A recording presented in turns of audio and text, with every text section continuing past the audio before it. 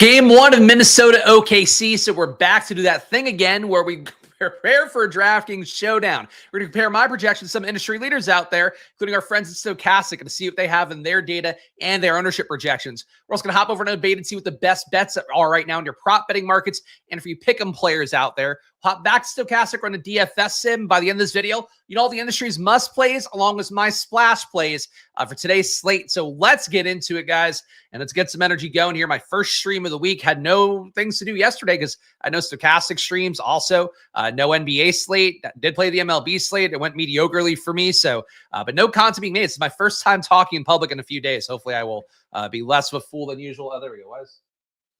Oh, I think the audio in the living room is going off. That's awesome. We got SGA, your top projected player right now. 51 is my projection for him. 54.9 is what Stochastic has him at. 47% ownership expected right now in the flex. Also for SGA, captain, he was a top captain option. 28% expected ownership there. I'm getting him at 14. SGA, a light fade for me right now at that price tag of 12K. A little bit lofty for a showdown slate for sure. Also one as well where SGA we've seen in the previous series against Denver. Obviously had some high usage in some spots. Overall, though, was not been the highest compared to where he's been the regular season. So far in the playoffs, SGA putting up 31.8% usage, which is about flat with where he was in the regular. Actually, no, 3% less than where he was in the regular season. Assist rate's also been a little bit low at 31.3%. He's still averaging, 1.38 fantasy points per minute. So we're down a little bit there. I'm not going to try and nickel and dime SGA too much. Really, the big thing to me is the price tag does make it a little bit tough to get there, at least, with the field for the flex spots and for the captain spots. So I'll be under on SGA today. I think he's still a good play though overall, but a little bit over-owned, getting him in 38% in the flex again for me. And compared to the captain ownership of 28% for the field, I got him at 14%. So about half the captain ownership for me, a little bit less overall in the flex. Anthony Edwards looks similar to me. 47.2% ownership expected by Stochastic. Get him in 39% of my lineups in the flex. I also got him a little bit more captain than I did SGA. Got him at 17% of my top 150 lineups. Fields at 15. For Anthony Edwards, he's been a better assist man overall in the playoffs. Less usage though for him, but averaging 1.26 fantasy points per minute. So overall in the slate, relative to SGA being number one, Anthony Edwards will be your number two overall fantasy point per minute guy so far in the playoffs, which obviously means more constricted offenses.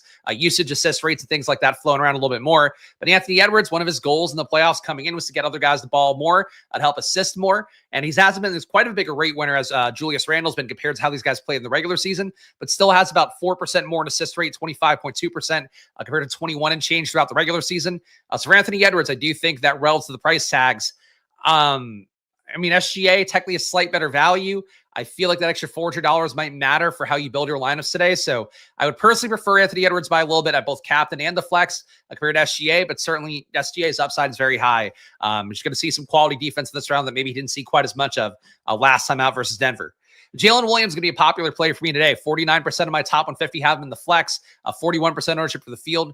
He actually had a pretty good game last time out in that closeout game for OKC versus Denver. He's also averaging 1.1 fantasy points per minute on the year, so definitely not in that SGA Anthony Edwards tier, but certainly the tier behind it with he and Julius Randle averaging both 1.1 fantasy points per minute. But Jaylen Williams, the big thing that stands out is that price tag, 9,400 with a projection of 40.6 for me, 39.4 for Stochastic. Do you think he makes lineups work a little bit better if you put him in captain as well? Things are allowing you to kind of get places where you need to in terms of the flex spots. So 19% exposure for me, captain-wise for Jaylen Williams, compared to the field's 10 and change according to Stochastic. 49% for me in the flex compared to the field's 41. Jaylen Williams is one of my most overweight plays for the day so far. And really, I think the big thing is that defensively, you're going to have a lot of attention going SGA's way. I don't know if they'll put McDaniels on him. Maybe McDaniels goes on Jaylen Williams, and that would certainly be a tough matchup, I would say, for Jaylen Williams. But I like the opportunity of SGA. They're having tough defense, being trapped a lot, having to kick the ball. Jaylen Williams being that secondary creator. Do you think that's opportunity for him today? But the ownership is there for sure. He's not really under-owned by any stretch. I'm just getting a little bit more of him than the field at both captain and the flex. Julius Randle, 38% in the flex for me, 34% for the field. My projection about 0.6 higher than Stochastic has him as well. He's had higher usage and a higher assist rate in the playoffs. So big wins for Julius Randle in terms of him having a better role in the playoffs so far. I got an 11% in captain as well, 7% for the field at captain for Julius Randle as expected by Stochastic. So again, the cheaper guys here, it's harder to get up to SGA and Anthony Edwards. Certainly it's going to be a very clear top four with Jaylen Williams, Anthony Edwards, SGA, Julius Randle, all these guys being, at least to me, over 10% owned to captain, upwards of 20% for Jaylen Williams. These are your core players for today. SGA, Anthony Edwards, Jaylen Williams, Julius Randle. If you fade a couple of them, you're going to get more unique. These guys are going to be very obvious plays, I would say, for the most part, for both me and for the field. Chet Holmgren, pretty much with the field here, 28% for me, 30% for the field, is $8,600 salary. Holmgren, not a guy I've had projected too well on the year. A little bit low on him at captain as well, 5% there, fields is 6% and change. Holmgren's really been a player to me that I think I've had a little bit underrated throughout the season, including, frankly, in games where SGA was out, Jaylen Williams was out. Just really the rates never really kicked up for him enough. But he's played well in the playoffs. He's certainly, I think, outplayed his usage and assist rate, putting up 1.2 fantasy points a minute, rounding up a little bit there, with 21.5% usage, 17% rebound rate. He's basically the same guy he was in the regular season, so he's not really doing anything different like a Julius Randle is, or like Anthony Edwards is getting some more assist rate up. So for Holmgren, I think he's fine at 8,600, just not a priority for me as much. But I'm with the field on it, basically a little bit low at captain. That's what it looks like. Big stands the next two guys with Jaden McDaniels and Isaiah Hartenstein. I think the price tags allow you to get those guys in pretty comfortably. Jaden McDaniels playing big minutes, really the third biggest minutes on the team, alongside Anthony Edwards and Julius Randle. You have split minutes for guys like Gobert, for guys like Naz Reid, obviously playing behind Gobert, playing a few minutes together. For the most part, those guys are a starter and direct backup relationship. For Conley, for Alexander Walker, for that tier of guys, DiVincenzo, they're all splitting minutes as well. McDaniels is kind of on his own tier of minutes. So I don't see that changing in this spot. I think they might need his defense even more. I think it's possible you see him on SGA, get him out, put some length on him, and a guy can also, move side to side enough to hopefully keep SGA in front of him. McDaniels, to me, though, I think should be good for minutes. Maybe if he does have SGA on him, a little bit more risk that he draws some fouls early on. But he's not a terrible foul guy anyway. He's averaged 0.82 fantasy points a minute. So the minutes are the main thing. The price tag of 7,400 is the main thing. I think he looks pretty good here, and I'm getting almost 2x the field of him. And also at captain, got him at 6% and fields at 3. So 2x the field of him in the flex, 2x the field of him basically at captain for Jaden McDaniels. Hartenstein getting 43% here, so not quite as big of a stand, but still definitely a big stand. Hartenstein, I also got at captain 6% compared to the fields, 4% expected by Stochastic. Hartenstein, solid play here. Again, not quite as good to me, I think, as Jaden McDaniels. But I do think that for Hartenstein here, you have a good shot of him playing more minutes, because you can see Gobert and Naz Reid out there for the entire game, and these guys could also play more together theoretically as well. So I do think for Hartenstein, I don't know there's much of a necessity to have him in the series playing as frequently as he did last time out, because there wasn't a Jokic here. You can go to more Caruso and you're probably not going to get penalized by it. But if Minnesota does go big, then you pretty much would have to play one of Hartenstein and Jaylen Williams along with Chet Holmgren. I think that's certainly a possibility in the series. So definitely a little bit of a fragile spot here for Hartenstein. I'd say a lot more fragile than Jaden McDaniels. But I do think for Hartenstein, he's worth the exposure here, being a little bit above, because that price tag of 7,800s just a bit too cheap. Jaden is safe as long as it gets in that price game. Safe as it gets in that price range, excuse me. Everyone else in that range can lose minutes. Yeah, I mean, I would agree. Certainly, Hartenstein can lose minutes. Gobert can lose minutes. Naz Reid is not really expected to get minutes. Holmgren, I would say a little more expensive. He's not losing minutes no matter what, but he's $1,200 more. So I think you get what you pay for Jaden McDaniels. It's me. It's what I said before. Like, he's really in the rotation in a major way, where he, Edwards, and Randle are like the key guys. They feel like they have to play in every spot. And I think matchup-wise, too, I don't know why that would change here. And shout out Fish to Loop Hoop here. Holy Shizzle caught a live Spags. No, this is a basketball catching your NFL contests, making me smarter. Appreciate that. Thanks for the kind words. And I will be doing some basketball contests today, 3 p.m. on Stochastic. I'll be doing a DraftKings draft on their channel. 4 p.m. I'll be doing a drafters draft as well. So it's going to be my usual Tuesday doubleheader there. I'll hit the PPR sites, DraftKings first, then drafters on the Splash Play Pod channel. But check that out if you want to get some more football content, and I'll have more coming up the next few days. Check out my video from Friday, though, where I draft on every platform. It's going to be the thing I try to do every Friday moving forward. Rudy Gobert, right behind Hartenstein in terms of the price. Well, I guess what the projection for me, price tag is $800 cheaper. Gobert and Naz Reid basically played like 27 minutes and change for Gobert, 21 and change for Naz Reid. In that last game, they had the closeout game versus Golden State.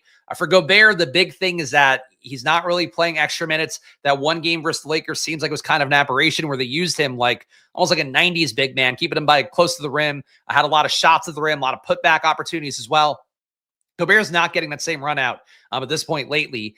The kind of big men I feel like they've done the best against Denver, or against OKC rather, are kind of that Denver big man, like a Jokic type.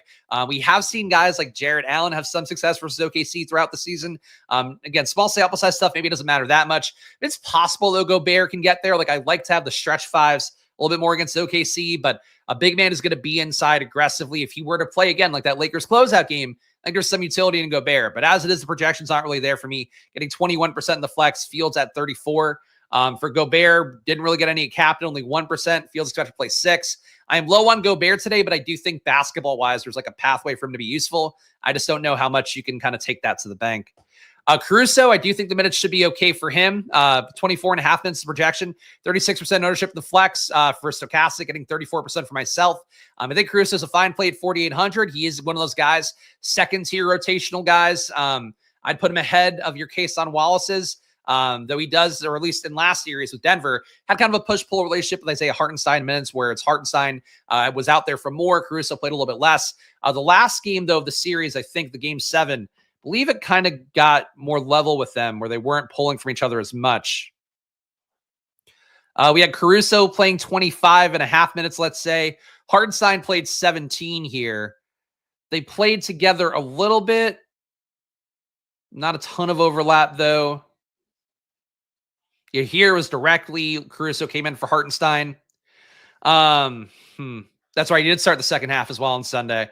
Yeah, so for Caruso and Hartenstein, it could be the same thing again. I mean, Lou Dort was losing minutes to Caruso at one point in the series. You could see that happen again as well if Dort's not playing as well, either defensively or not getting shots up. Caruso, I do think, has somewhat unstable minutes where if the guys who are ahead of him play well, he'll just play less. So I'd say probably not playing Hartenstein and Caruso together. Yeah, I think that's really the main thing. Hartenstein and Caruso probably not playing together. Dort, if you're going to play him, he's probably not going to come up a lot naturally. He and Caruso, I probably wouldn't play together. But Caruso at his price tag, you're going to get a good amount. Third of the lineups having him feels about right. Naz Reid, 24% for me in the flex, 15% for the field. If I'm low on Gobert, being high on Naz Reid makes sense. Naz Reid also barely at play in captain. He really shouldn't be. 1.5% for the field. I'm getting him at a rounded up 1%. Naz Reid, good flex play, probably not a captain play. I would say same thing for DiVincenzo here, 15% for me in my top 150. Fields at 16. DiVincenzo, I got 1% of captain in my top 150, and it feels like the kind of 1% you don't really want, you know, like in a 20 max kind of setting, or if you're putting a few lineups into one of the big tournaments with 100K up top. Would say DiVincenzo to me, not really the play that I prioritize for captain, but in the flex, getting a little bit here. Really nobody that cheap though. Your cheap guys, let's sort by value, and I guess they'll come up a little bit. Data sort range. Here we go. Lee's cheap guy here is Nickeil Alexander-Walker. It's tough because he has to beat out Caruso. He has to beat out Caruso. Has to beat out DiVincenzo and beat out Conley. I think that's sort of the big issue there is when you have to overcome, you know, a couple guys in a rotation. That sort of makes it almost more like a parlay at that point. But look, I mean, he got last game for when they closed it out. He might have lost a few minutes in that one, but he was playing 10 to 15 reliably before that. Played 14 last time out. You can see Alexander Walker's minutes here. But again, mostly played them right behind Conley. DiVincenzo came in first ahead of him. Same thing in this quarter as well. DiVincenzo came in ahead of him. Yeah, I don't love Alexander Walker, but it's showdown, so really any take is going to be credible for the most part, particularly in the flex. Your top value guys, though, Aaron Wiggins. So Aaron Wiggins put up a lot of usage that last game for OKC, and that was an elimination game as well. Played about 9 minutes in that first half last game for OKC as well. So your assumption here is, and your hope, I guess, would be that maybe he can get you to about 18 minutes in this game, 15 to 18. So Casca has been 14.5. Wiggins to me seems like the clear-cut, most obvious value play. I only got him at 23%, Fields at 35.5, but he is a value metric about 1.4x higher than the next guy. Who is Alexander Walker? So Wiggins to me, Alexander Walker, I guess to a lesser extent, these guys are going to be your top values. It looks like I did get more Alexander Walker than Wiggins in terms of the flex spots. Didn't really get Wiggins at captain. Didn't get Alexander Walker. Well, I got Alexander Walker 3% at captain, which feels wrong too. These guys are two value plays. I think that really, to me, I prefer Wiggins. Alexander Walker, though, in the mix, in particular if Conley sucks, if DiVincenzo sucks in the game. Kason Wallace, another value player at 3,200. He's been getting reliable minutes, which kind of surprised me. I don't really get why, to be honest. But even in the closeout game here, he played 29 minutes, which feels like a lot for Kason Wallace. Obviously, the game was a little bit of a blowout, but they brought him in at one point over Chet, and it wasn't, Chet didn't pick up a foul or anything. They just brought Kason Wallace in, went small, and absorbed his defense a little bit. Kason Wallace has played well enough that I don't see why it would change the series. So Kason Wallace at 3,200, another guy here getting a good amount of ownership at 38%. I mean, your low guy, to Lee's credit here, Alexander Walker 21% compared to Kason at 38, Wiggins at 35, Caruso at 36. Alexander Walker clearly the least owned out of the group. But Kason Wallace, I think, has the most credible case out of these guys because they keep giving him minutes. Aaron Wiggins, I like a lot, but for him, he's really kind of limited by the fact that Jaylen Williams is out there and healthy. They just don't need a wing scorer as much. They need good guard defense and, I guess, occasional scoring from Kason Wallace. They keep giving him to him every round. Caruso, we talked about. Jaylen Williams, we talked about SGA. These guys are all the top guys. Lou Dort still technically a value at 4K. Definitely another less owned pivot as well. Alexander Walker, 21%. Dort at 28. Lesser owned by a good amount than the other guys in this range. That said, Dort only got 11% of my top 150 lineups. He's not doing anything so far in the playoffs. He didn't really do anything all season as well. Dort, to me, a tough play to get to here with clearly them, jerking his minutes around a little bit with Caruso, takes minutes away from Kason Wallace, I guess, could theoretically take some minutes away from him as well. But also, Dort's just not shooting. He's not really been, I think he was under 0.6 fantasy points per minute. Dort's at 0.63 fantasy points per minute and 47% true shooting, which is awful. League average is 55%. So for Dort, maybe he's due to shoot better, play better, get some more shots up. But low usage guy, not playing well fantasy-wise. A little bit hard to love besides the fact that he's low owned on a showdown. But that's pretty much the entire view here. We can look at the game by game with Minnesota. They're 105.3 implied points. Before we do that, though, guys, please show some love if you can. If you're watching this video, look, it's playoff time here. We're doing showdown content. The views are not going to get very high for me, so your likes, your subscribes go a long way here. This is a niche on niche content, but I did promise you at the beginning of the year I would see it through to the finals. So I'm going to see it through to the finals as it is, even though unabated ended their sponsorship at the regular season, which was expected. I'm doing this for the love of the game at this point, so if you appreciate that here, if you get value out of these videos, whether you're just taking things to fade or not, hit the like button, subscribe, goes a long way from here. Just one creator doing the work as best I can here and trying to not get bogged down by distractions and which are easy to do in the home stretch of things. All right, so Minnesota here, we talked about all these guys for the most part. Conley, DiVincenzo, probably guys to note here with Alexander Walker coming up a little bit as a value play. 21% ownership for Alexander Walker compared to 16 for DiVincenzo, 18 for Conley. Conley borderline pretty cheap at 5,400 for a guy who is the starter and gets the first crack at the regular rotational minutes. Interesting spot here. I would say this one to me, a spot kind of like we talked about throughout the playoffs where would not shock me to see one of these three make it. And I would say this grouping of guys here, having somebody that produces enough to make a winning lineup, I would expect it. So like your Denver wing or your Detroit wings, your Denver big man / your 3-4 guys with Brown and Gordon, I guess to a lesser extent Porter Jr. Those spots where it seems like one of those guys hit every game, I think that's one of these spots because there is point guard production to be had. It just is not happening, with reliability from one guy.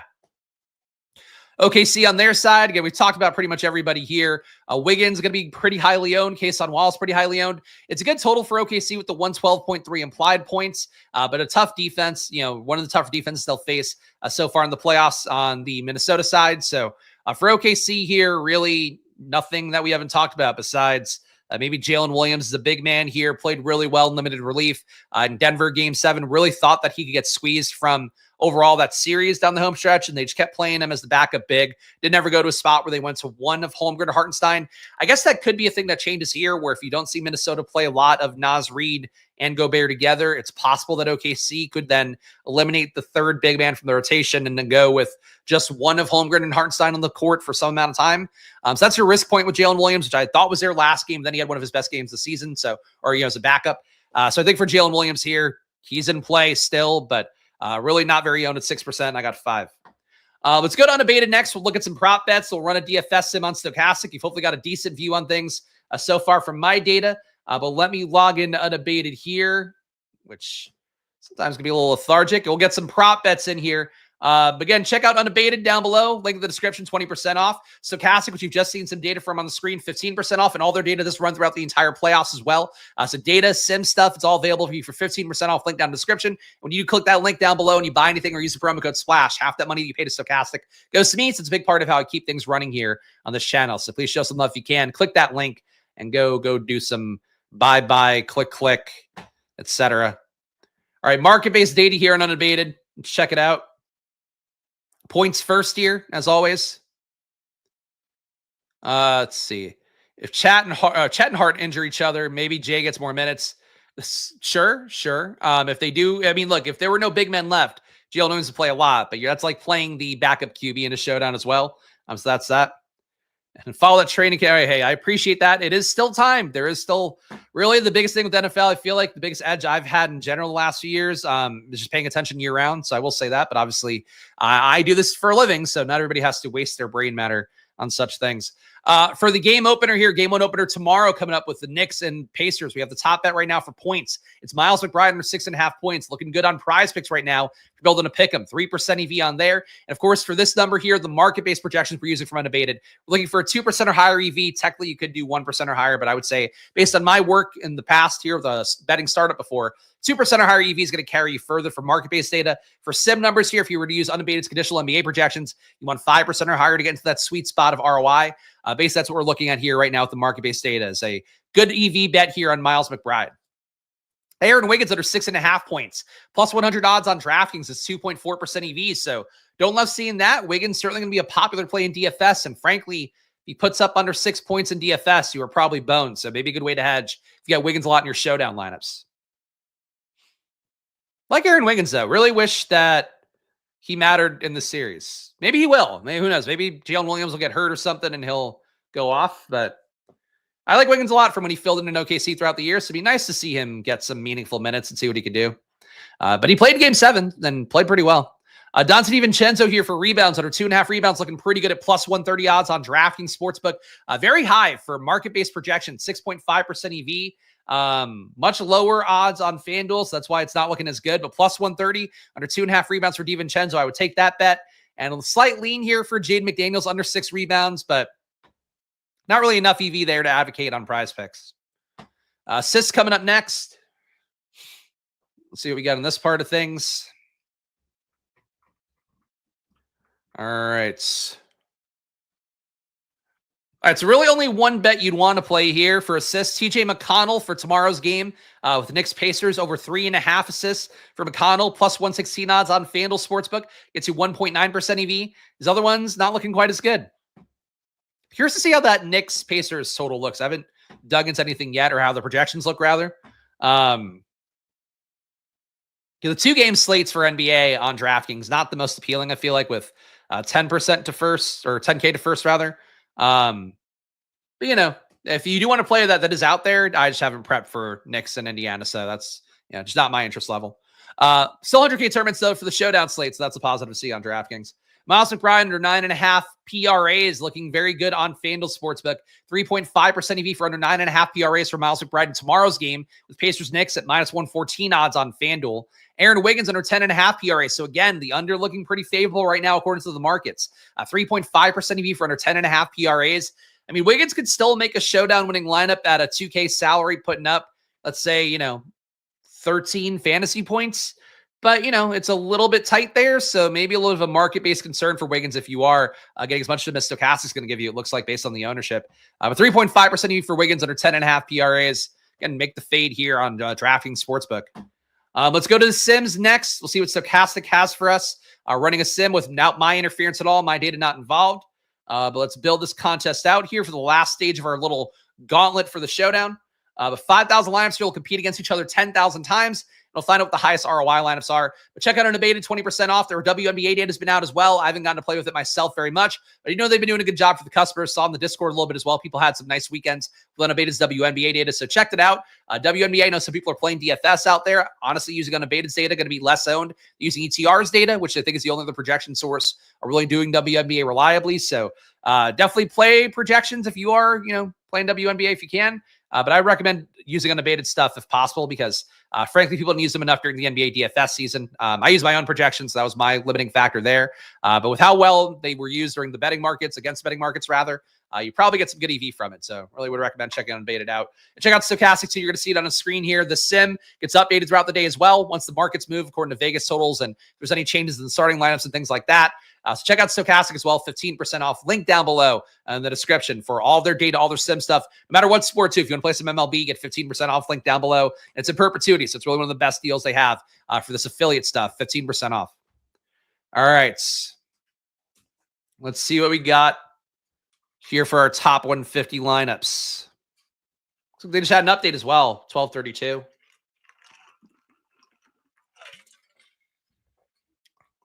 Bleep blorp. Really wish this was done. really feel like I timed out the plugging and stuff well enough. Like there's some times where the show feels like it flows and like everything kind of loads at the right time period. And there's some days where it's like, well, fuck, I had nothing else to say for this 10 seconds. So that's how it feels for me. Your top ROI lineup right now, according to Stochastic data. And again, no interference from me. Just the tournament data that we're going to have for today. Actually, oh shit. You know what? It didn't build the showdown. Fuck me. Built the classic style. Well, you know what? For you fuckers that are playing the stupid slate, here's your top lineups, I guess. If you're playing the 2-day slate, SGA, DiVincenzo, Jaden McDaniels, Josh Hart, Gobert, Caruso, Anunoby, Towns. Hey, Towns at the top lineup. It's nice to see. Towns again in this one. You can screen grab it. I don't want to read them all. Your highest exposed guys for the 2-day slate. Towns, SGA, Caruso, Hart, Anunoby, Wallace, Jaylen Williams. Hey, let's run the showdown version of it. My bad. So used to them not having one in the classic version. Usually like nothing comes up because there's no tournaments. But because there is a DraftKings tournament now, they have the data up. So good to know if you are playing that 2-game slate, you can use Stochastic's data and it's good to go. I just wish I didn't click it accidentally and install to build lineups and such and then comment upon how it took a little bit longer than I would have liked. Now we got to do the process all over again. But that's okay. Another stream coming up for me in 90 minutes as well on Stochastic's channel, so check that out. I'll be doing a DraftKings best ball draft on there. So come watch me be annoyed. Probably got some good football takes, but still, admittedly, probably be annoyed. Getting sniped to death. Watching players go 20 picks of ahead of ADP for no reason. It'll be great fun. As for the series, in terms of how it goes, I mean, I think OKC wins. I really thought the thing with me with last series that really fucked with me with OKC, really thought they played down to Denver a lot in that series. Like what we saw in Game 7, what we saw in Game 2 with them, I believe that's when they blew them out after losing in Game 1.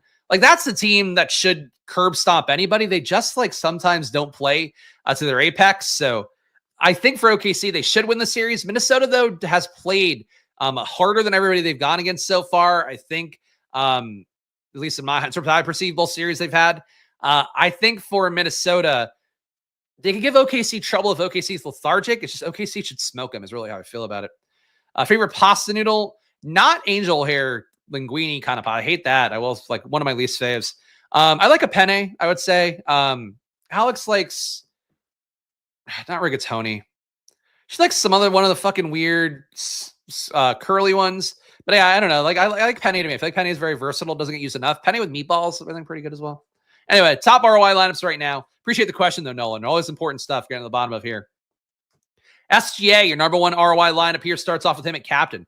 Alex Caruso, Kason Wallace, Dante DiVincenzo, Isaiah Hartenstein, Julius Randle. So basically predicting an OKC win here with some ant failure looks like, with Randle making it, with DiVincenzo making it as well, some secondary scoring options, but a 4-2 build favoring OKC in this one. This one, even build between both teams. SGA at captain again. Alex Caruso, Kason Wallace, Jaden McDaniels, Julius Randle, Naz Reid. I mean, that's all legit rotational guys. You are fading the, again, Anthony Edwards. It seems to be a key thing that Stochastic's given us in our top lineup so far. Number 3 is SGA at captain again. Kason Wallace, Chet Holmgren, Dante DiVincenzo, Julius Randle, Lou Dort. So Dort makes that one for low ownership. And again, fading Anthony Edwards. Number 4, Caruso, Jaden McDaniels, Jaylen Williams, Julius Randle, Lou Dort, SGA. Really big fade and Anthony Edwards up top. And number 5, Jaylen Williams, Aaron Wiggins, Chet Holmgren, Julius Randle, Nickeil Alexander-Walker. Shai Gilgeous-Alexander makes this one. So this one to me feels kind of the more balanced type here. You're getting the less owned value in Nickeil Alexander-Walker, getting Randle, who clearly Stochastic seems to like a lot up top. Top ROI guys right now. SGA captain is number 1. Your only positive ROI player is SGA captain. So it's weird. I didn't get him as much in the sim. Got him a lot when I ran the solver optimizer to see how my projections would look without any sim interference. And SGA is at captain here, coming up a good amount. 3% ROI. Everything else is a negative ROI, which doesn't matter quite as much about the directional accuracy. But when you see a positive number, though, and the rest are negative, it's worth noting. Nickeil Alexander-Walker in the flex, your number 2 ROI guys. So that's an interesting number 2. Less owned value guy out of the big grouping there. Alex Caruso at captain at number 3. So Kason Wallace at captain at number 4. So cramming cheap captain in and then playing the stars and the flex seems to be the way that's working. Caruso and Wallace do not have enough of a ceiling. But did the last, no, it wasn't game 7 because I didn't play game 7 on Sunday. Did game 6 have a weird captain in the last series? I think it did. I'm just going through my lineups real fast here. It'll be easier to do it off screen. At least I thought it would be. If the DraftKings mobile app would load, it would have been easier to do it. But I feel like it was like a cheaper captain that won game 6's slate because and it doesn't happen that often. That's why it stood out to me. Are they assuming a lot of minutes guarding Edwards for Caruso? I don't think that level of data probably doesn't exist in stochastic stuff, if I had to guess.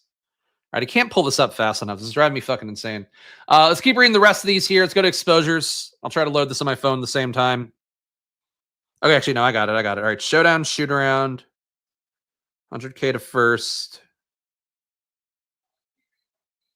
All right. This is the Knicks series. Anunoby won at captain in the Knicks series. Fuck, I know there was one fucking weird captain that won lately. No, it was Jokic, of course. Jokic put up 100 captain points. Anyway, whatever. It's possible that shitty captain wins here because they're really pushing shitty captain a little bit more than I would have thought in the player ROIs. Your top exposed players, though, in the flex. Caruso, number 1, 47% in the flex. Fields at 35. Alexander Walker, 47% in the flex. Fields at 46. Jaylen Williams, 39% in the flex. 40% for the field. Again, really hand-holding here on the exposure. So, for the most part, Wallace, 38%, Fields at 39 in the flex. Holmgren, 38%, Fields at 32 in the flex. Anthony Edwards, they're very low on here. 33% exposure, Fields at 49. And Julius Randle, 33%, Fields at 35. All right, so big Ant fade at flex at the very least. At captain, you're a little bit low on Ant, about 4% less in the field. SGA, really high at captain. 43% captain exposure for SGA, Fields at 29. So not a fade on SGA at all at captain. In fact, really leaning in on him more. So paying up all the way at captain and playing what you get around it seems to be what Stochastic wants to do. So their users today should be pretty heavy on SGA and the Fields ownership is really high too. Jesus. That was it. Nolan, thank you. McBride and Knicks Boston. That was the fucking weird one. I was like, how is that possible? But that was the game. Yes. Okay. It was someone really shitty and it's fucking driving me nuts. It was not. There's too many games that have gone by, I think is the issue. But that was maybe then 2 games ago in the Knicks series. I don't know. Either way, yes, McBride won at captain, one of the slates. Okay, so Anthony Edwards, 11%. So about 1/4 the amount of SGA here at captain. Really huge stand on SGA captain. I don't mind it. I certainly think it makes the Jaylen Williams captain play look more viable. It would also make playing Jaylen Williams, Chet, playing whoever could score really from OKC and fading SGA pretty interesting as well. The SGA's price tag is really expensive. If he doesn't make it in the flex, I don't know. I think there are ways to do it today to fade SGA and feel pretty good about it. Would be the main takeaway there. Jaylen Williams, 11%. Fields at a slightly higher 11%. No big stands there. Holmgren, 7. Rounded up 7 for the field. Caruso rounded up 7. Fields at 6. A little bit low on Julius Randle, which surprises me. Case on Wallace, they're with the field on. Not really big stands here besides the SGA one and the Anthony Edwards fade in the flex. Seem to be the 2 biggest stands that they've had. But that's what Stochastic looks like, guys. I'll give you guys my splash plays for the day. Before we do that, one last run through the plugs.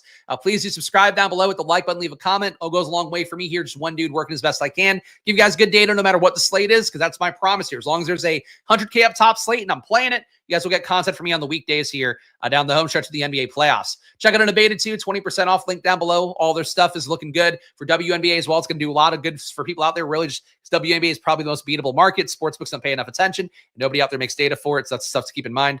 Stochastic, 15% off, link down below as well. Check that out. All the data, all the sim stuff, no matter what sport, get it for 15% off. Those links down below. And check out my streams too. 3 p.m. Stochastic channel doing a DraftKings best ball. 4 p.m. doing one on the Splash Play pod channel for NFL best ball on drafters. So check that out. And join the Discord too. You can know whenever I'm doing streams, get other data as well. Chat it up about basketball, whatever. Ask me shit. I don't know. It's a good Discord though. I like the community we have. It needs to be bigger. I frankly have a lot of YouTube members that are not in the Discord. So if you're paying for a membership, please do join the Discord. Link down below and just sync your YouTube to your Discord and you'll be good to go on there and join. All right, splash plays for the day. Man, And it's tough. Seeing all that SGA stuff from Stochastic really throws me for a little bit of a loop. I think for me, it's still Jaylen Williams. I think seeing all that SGA maybe makes me want to get more SGA at captain for sure, at least try to be close to the field on that. But if you're getting Jaylen Williams more than the field is the most obvious way to get leverage against SGA. Another high usage guy, if he does outperform where he would normally be projected for, those stats could theoretically pull from SGA.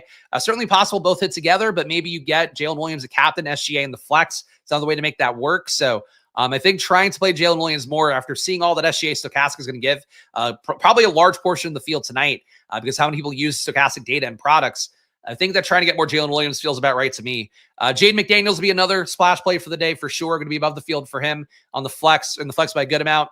Hartenstein, I guess, technically one. I am going to be above the field on him. He projects fairly well. Feel a little bit less good about that. I think having that separation of Hartenstein and Caruso, playing one if you're not playing the other kind of thing. That's how I try to do that. Besides those guys, I think that's sort of it for me. I guess I have more Alexander Walker relative to the field because compared to Wiggins and Case on Wallace, but we talked about value enough here. This guy's really, to me, all very similar plays at that price here. Those are my biggest stands, though. Jaylen Williams, Jaden McDaniels for sure. Hartenstein, I'm going to get more of than the field. I think that feels pretty comfortable. But that's how it looks to me right now. Make sure to gamble responsibly, guys, even though it is always money time on this channel. Follow me at Chris Spags. Follow this channel at Splash Play Bets. I'll be back at 3 p.m. on Stochastic's channel doing a DraftKings Best Ball Draft. 4 p.m. on at Splash Play Pod doing a Drafters Best Ball Draft. So come join me there if you want some NFL stuff. And if not, I'll see you guys again soon. Back tomorrow for Knicks Pacers. So enjoy your days. Good luck, and bye-bye.